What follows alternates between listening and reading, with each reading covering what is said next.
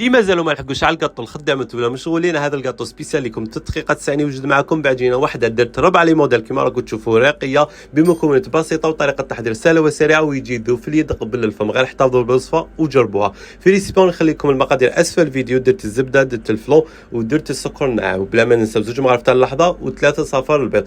نزيدوا شي لاروم تاع الفريزه اذا كان عندكم، حيت يكون بدنا ماشي نورمال في لاباط تاعكم. وبلا ما ننساو الرشه تاع الملح اللي تعدلنا النكهات. نزيدوا 2 مغارف تاع المايزينا ونخلطوا مليح بالخلاط الكهربائي. نزيدوا نصف كاس تاع خميره الحلويات ونليموها بالفرينه حتى تلاقي معنا هذيك العجينه ما تجيناش جاريه وما تجيناش يابسه، يعني تجينا في الوسط متماسكه وشاده روحها وما تلاصقش اليد. فتحوا العجينه تاعنا بالاستعانه بابي كويسون. السمك تاعها يكون 1 سنتيم. نشكلوها عده اشكال وندخلوها للفرن على 180 درجه حتى تدي التحميره، ونخرجوها نخلوها تبرد مليح ونكلاصيوها. انا كنت استعملت كلاصه تاع سكر ناعم، كما قاعدين ترمدوها غير في السكر ناعم وانتم فريتوها وتقدموا، يجي بزاف شباب الشكل تاعو.